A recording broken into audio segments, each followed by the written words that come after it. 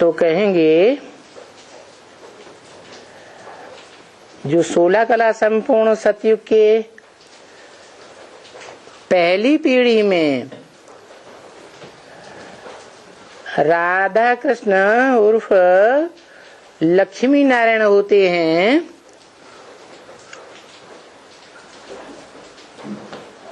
वो हैं श्रेष्ठ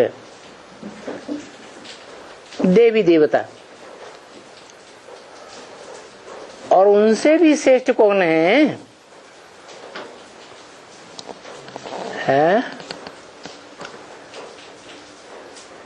सतयुग की पहली पीढ़ी में जो 16 कला संपूर्ण देवी देवताएं हैं, लक्ष्मी नारायण या कहो राधा कृष्ण, उनसे भी श्रेष्ठ कौन है? लक्ष्मी नारायण कहेंगे सतयुग की पहली पीढ़ी में जन्म लेने वाले जो राधा कृष्ण हैं, उनके भी रचयिता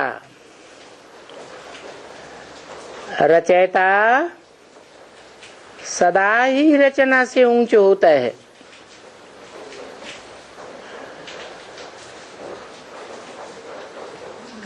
और वो रचयिता ठेठ सतयुग के नहीं है। जो श्रेष्ठ ते श्रेष्ठ युग है, संगम युग के हैं।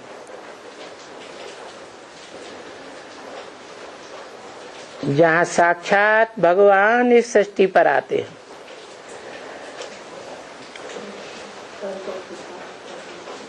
ऊंच ते ऊंच बाप,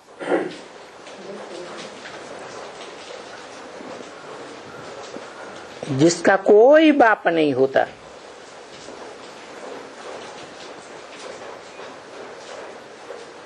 सभी धर्मों के फॉलोअर्स के बाप हैं।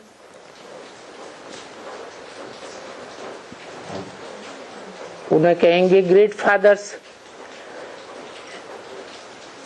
इब्राहिम, बुद्ध, क्राइस्ट आदि। परंतु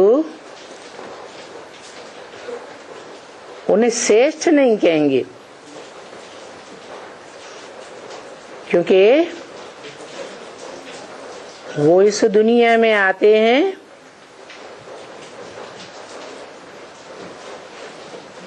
तो पहले जन्म में तो श्रेष्ठ पार्ट बजाते हैं, जीवन मुक्ति का पार्ट बजाते हैं। परंतु उसी जन्म में संग के रंग में ऐसे आते हैं कि भ्रष्ट इंद्रियों से भ्रष्ट कर्म करते हैं और भ्रष्ट कर्म सिखाते हैं।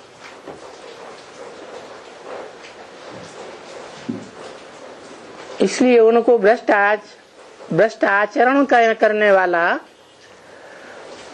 मनुष्य तो कहेंगे, देवता नहीं कहेंगे। और ऊंचते ऊंच धाम से वो आत्माएं आती हैं,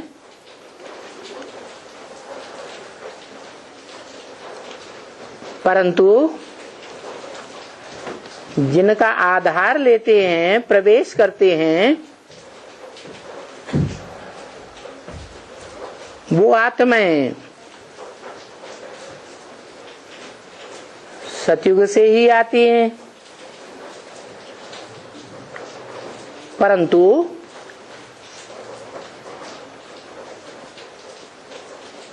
उनको भी वो धर्म पिताएं आधीन कर लेते हैं।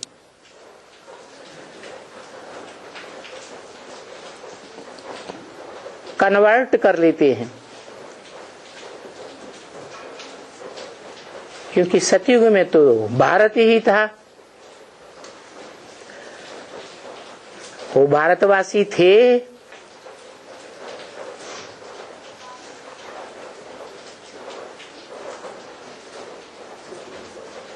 और वो भारतवासी जो नंबरवार धर्मों में कन्वर्ट होते गए,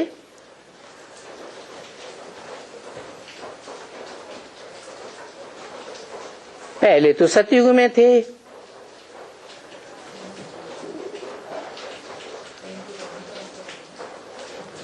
कहने के लिए सतयुगी देवताएं तो थे, परंतु ये कमजोरी कहां से आ गई? जो दूसरे धर्मों में कन्वर्ट हो गए, दूसरों से प्रभावित हो गए,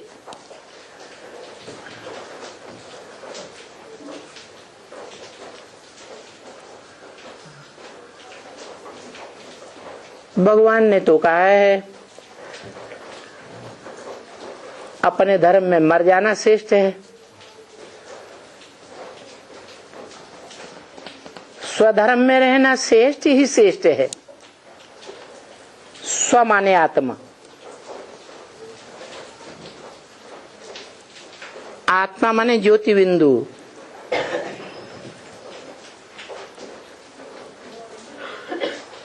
जिसे गीता में कहा है अणु अणियांसम अनुस्मरेत्य, अणु से भी अणु है। ऐसी चैतन्य आत्मा अविनाशी आत्मा जो सतयुग से लेकर जन्म लेती आई,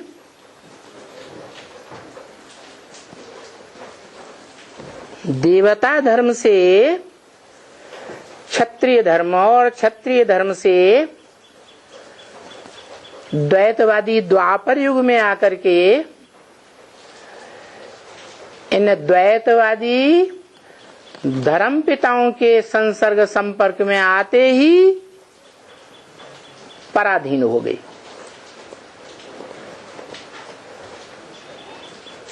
परधर्म स्वीकार कर लिया।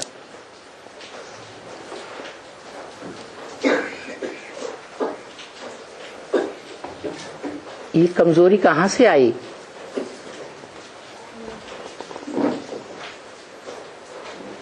ये कमजोरी जब आत्माओं का बाप, जो बापों का भी बाप कहा जाता है, क्योंकि धर्म पिताओं का भी बाप, जिसे धर्म पिताएं भी मानते हैं, आदम, एडम, आदिनाथ आदि के रूप में,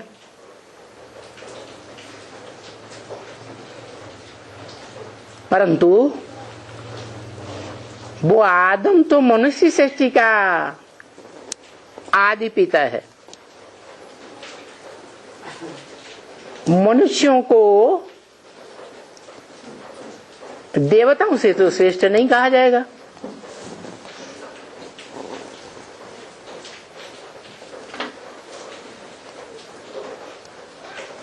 और देवता उन्हें कहा जाता है जो पूरे 16 कला संपूर्ण हो।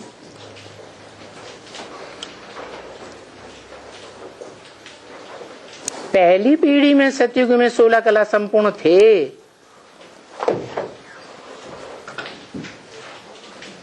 परंतु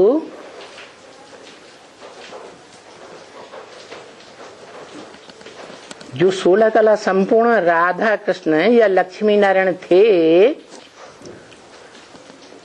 जिनकी यादगार आज भी मंदिरों में देखी जाती है,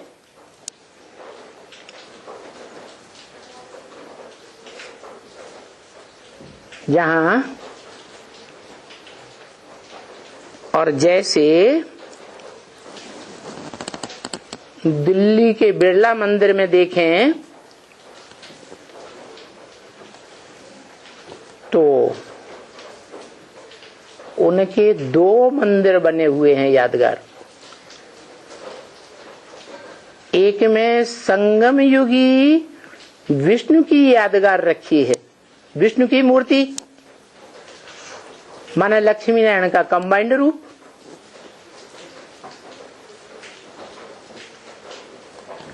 कैसे कंबाइंड?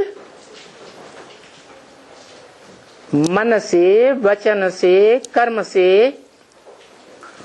यहां तक कि वाइब्रेशन से भी एक समान। उनका वाइब्रेशन भी एक दूसरे से विपरीत नहीं जा सकता।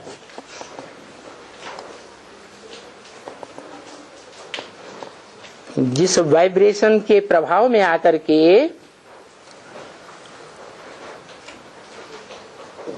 दुनिया के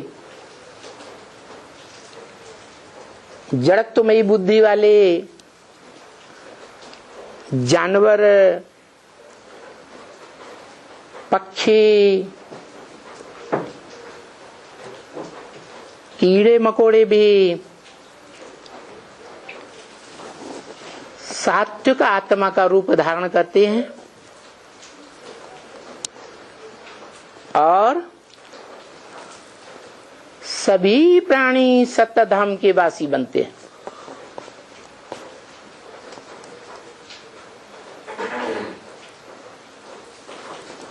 वो परिवर्तन वाइब्रेशन से होता है या ज्ञानेंद्रियों में श्रेष्ठ दृष्टि से होता है या कर्मेंद्रियों से होता है? काहे से परिवर्तन होता है?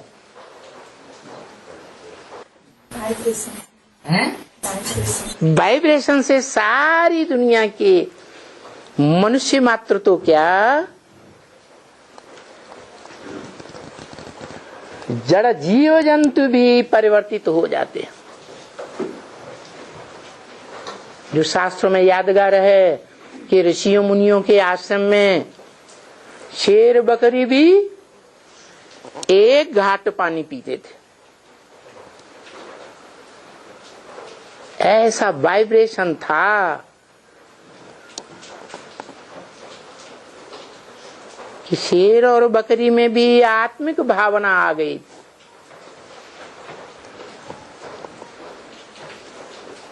तो वो वाइब्रेशन संगम युग में जो परम पिता है, धर्म पिताओं का भी पिता आदम और उसका भी पिता मुसलमान जिसे कहते हैं खुदा, जो खुद आता है, बुलाने से नहीं आता।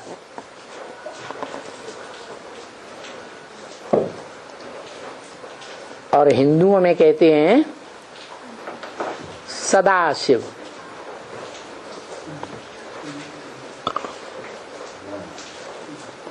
वो आदम का भी बाप है।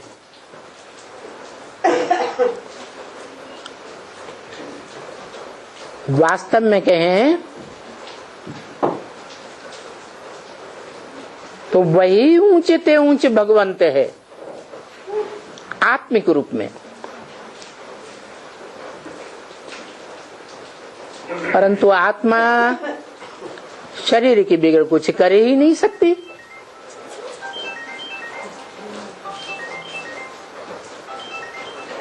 इसलिए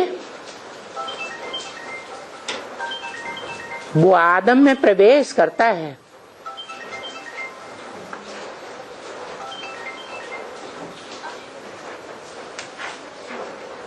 परंतु आदम खुदा तो नहीं है।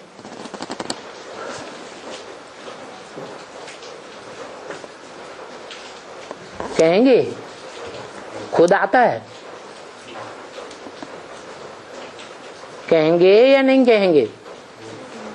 है आदम सृष्टि का आदि पुरुष, जिसे भारत में हिंदुओं में शंकर कहते हैं, जिसका कोई माँ बाप नहीं, जिसका कोई जन्म नहीं दिखाया जाता, मृत्यु नहीं दिखाई जाती, वो आदम खुदा है या नहीं है? है। मुसलमान लोगों में तो बात आती है, आदम को खुदा मत कहो, आदम खुदा नहीं, लेकिन खुदा के नूर से आदम जुदा नहीं।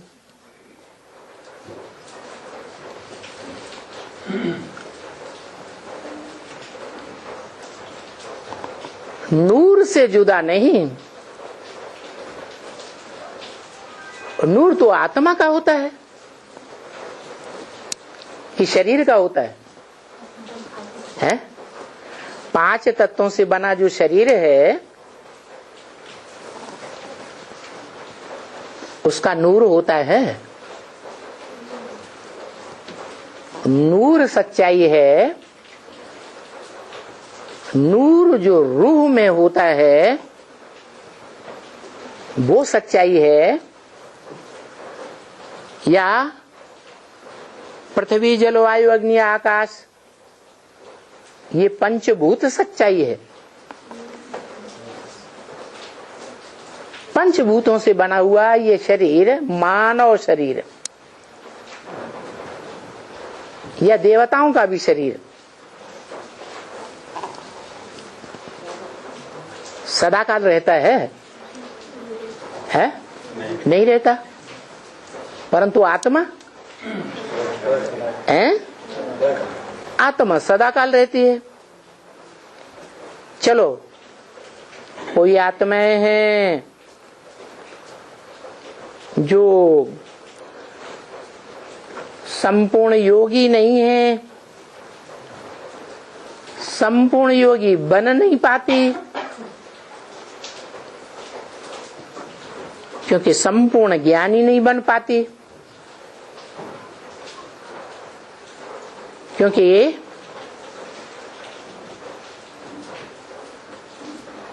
मनुष्य आत्माओं में जो मनुष्यों का पिता आदम है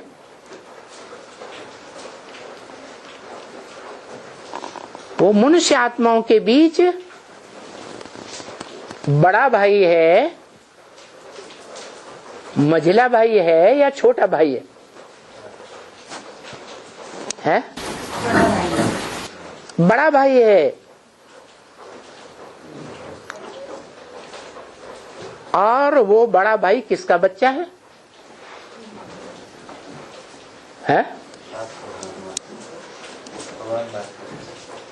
जो आत्माओं का बाप है, जिसका कोई बाप नहीं, उसका बच्चा है।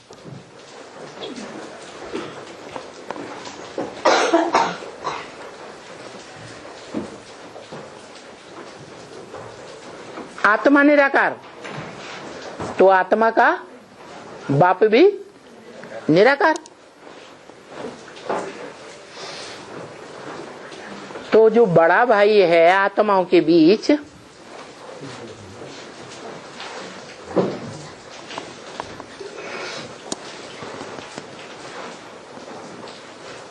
आत्माओं का बाप बड़े भाई को अपना निराकारी वर्षा देगा,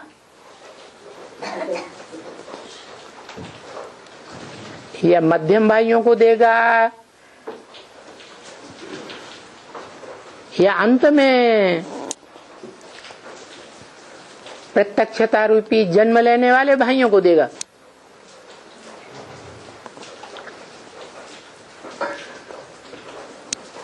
हिस्ट्री की परंपरा क्या कहती है?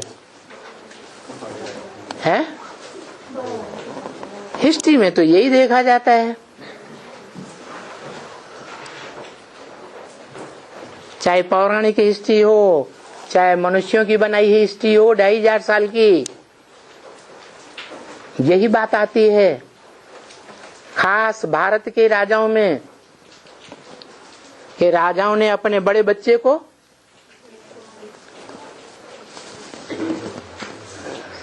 सारी बादशाही सौंप दी, लेकिन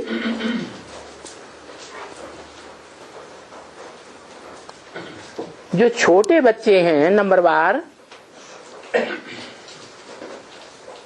भाइयों के रूप में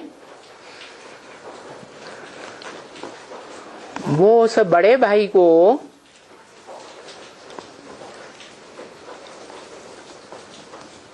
अपना बाप मानते हैं या बाप समान मानते हैं? बाप समान मानते हैं, बाप नहीं मानते।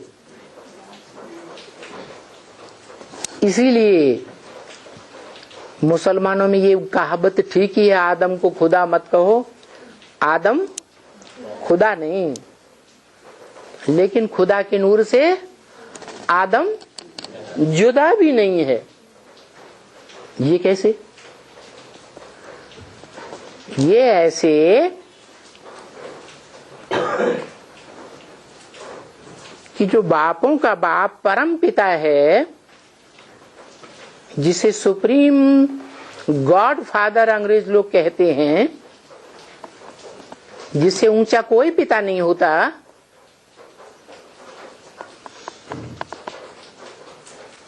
वो आत्माओं का बाप, निराकार आत्माओं का बाप होने के कारण निराकारी ज्ञान का वर्षा देने वाला है। कोई साकारी वर्षा देने वाला नहीं है।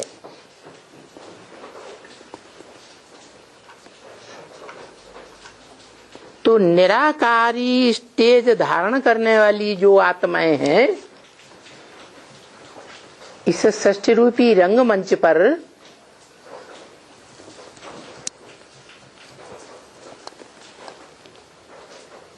शिव बाप के दिए हुए निराकारी ज्ञान के आधार पर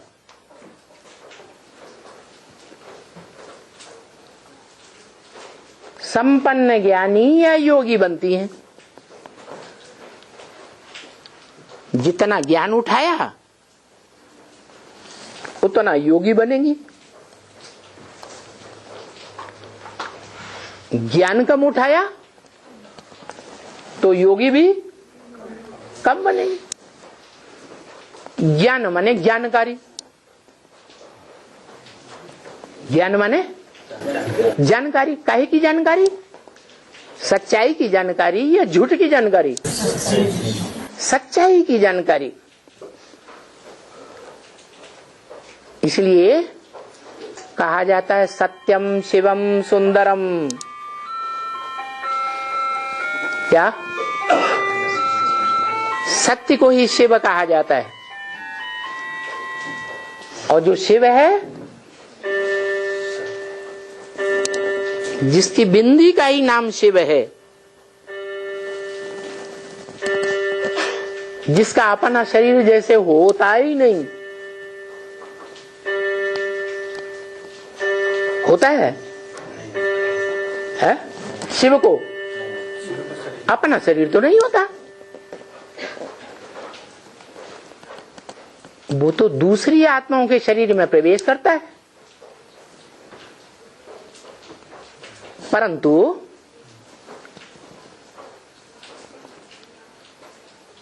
दूसरे को तो पर कहा जाता है। क्या? पर माने दूसरा,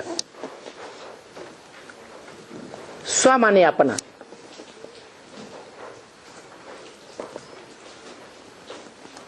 तो शिव बाप का, ज्योति बिंदु बाप का, जिसकी बिंदी का ही नाम शिव है, इस सृष्टि रूपी रंगमंच पर कोई आत्मा ऐसी नहीं है जिसके लिए वो समझे कि ये मेरा अपना है, स्व है। जैसे दुनियावी बाप भी अपने बड़े बच्चे को अपना सारा राजपाट सौंपते हैं, वर्षा देते हैं,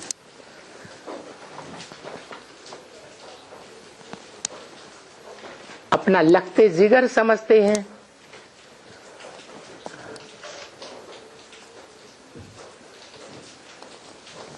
दिल समझते हैं।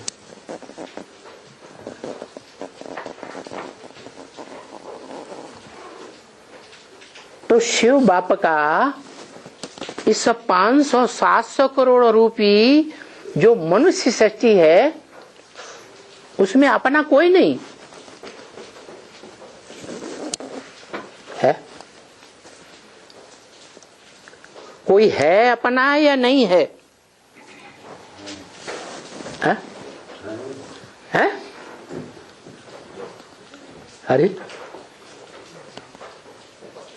अरे कुछ तो बोलो। 80 साल हो गए ईश्वरीय ज्ञान उठाते उठाते। शिव बाप जो बापों का बाप है, सुप्रीम गॉड फादर अंग्रेज लोग भी कहते हैं, इतनी बड़ी दुनिया में उसका अपना कोई नहीं है आत्मा।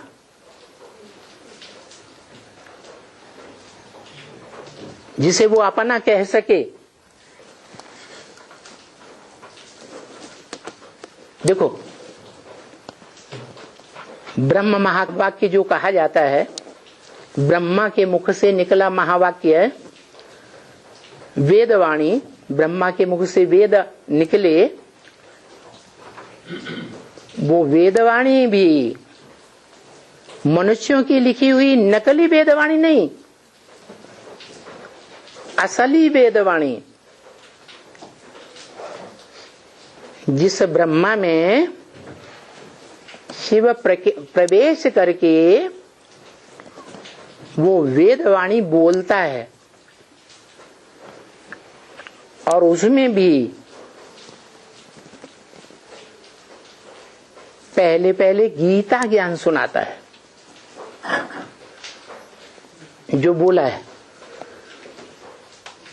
अभी गीता ज्ञान कहेंगे,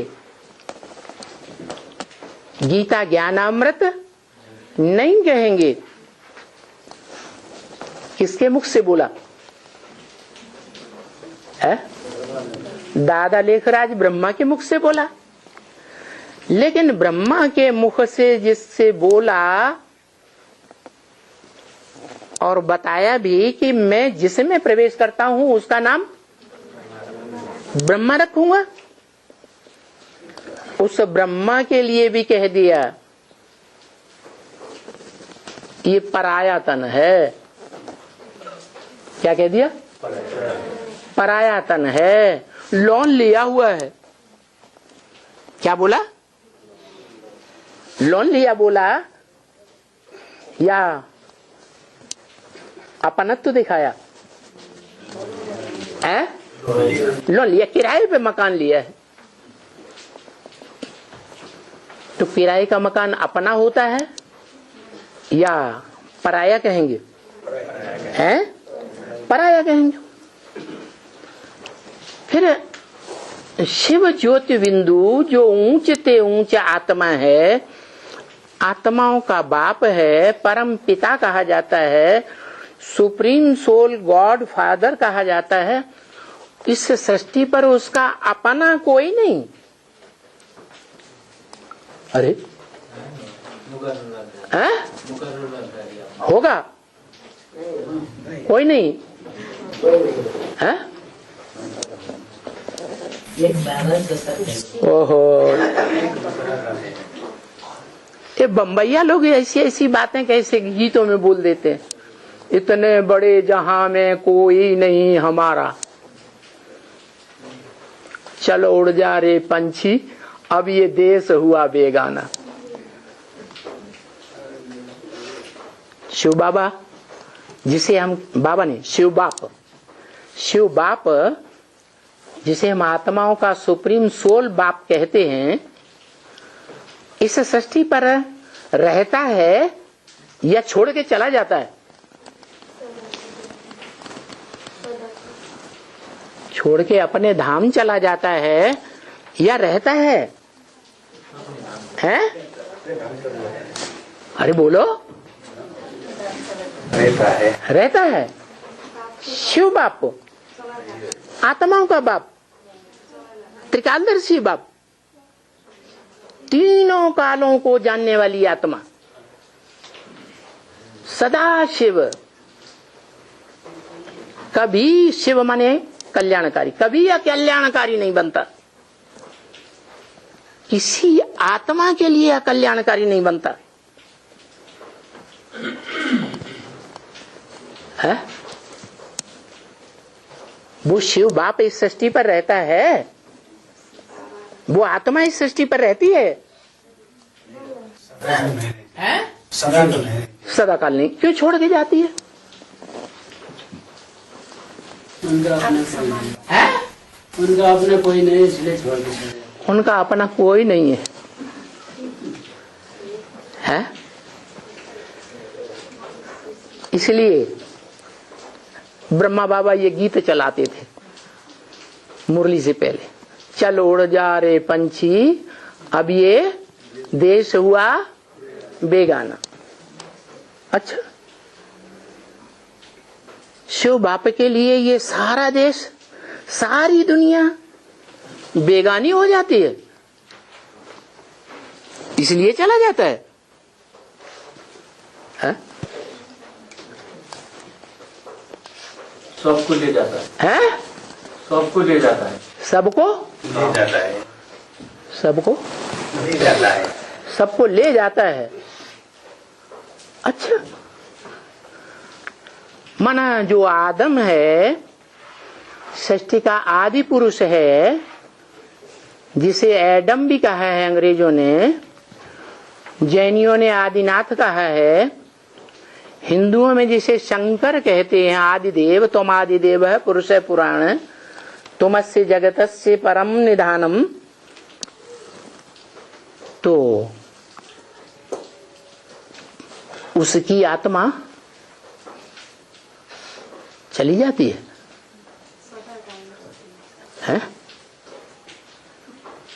अरे शिव बाप के साथ आदम की आत्मा चली जाती है, जाती है या इस सृष्टि पर रह जाती है? हैं? रह जाती है। अभी तो कहा सबको ले जाता है, हैं? ये कैसा ज्ञान है? अब ये भी कहते सबको ले जाता है, अब ये भी कहते कि वो आत्मा रह जाती है। अरे एक पक्की बात बताओ ना, 1 सेकंड के लिए चले जाते हैं, 1 सेकंड के लिए चली जाती है, कहाँ जाती है? मन परमधाम कोई ऊपर है उस आत्मा के लिए, इस सृष्टि पर सदा कायम कोई आत्मा नहीं है। अरे तो 2 बातें हो गई ना। अभी अभी कहा सब आत्माओं को ले जाता है, दूसरी आत्माओं की तो बात छोड़ दो, मनुष्य आत्माओं की बात करो। 500-700 करोड़ जो भी मनुष्य आत्माएं हैं सबको ले जाता है। बीज आत्मा एक रह जाती है, बीज आत्मा एक रह जाती है, एक बीज रूप आत्मा रह जाती है, वो परमधाम नहीं जाती। वो बाप के घर में उसे नफरत है क्या बाप के घर में जाने से? हैं? अरे उसे बाप के घर में जाने से नफरत है, मना कर दिया हम नहीं जाएंगे, हैं? फिर अरे बाप तो कहते हैं तुम बच्चे परमधाम को भी इस सृष्टि पर नंबरवार उतार लेंगे, कहते हैं या नहीं है? और सदाकाल के लिए उतार लेंगे इस संगम युग में, या अल्पकाल के लिए उतार लेंगे? है? जब परमधाम ही इस सृष्टि पर तुम बच्चों के लिए उतर आएगा 100%,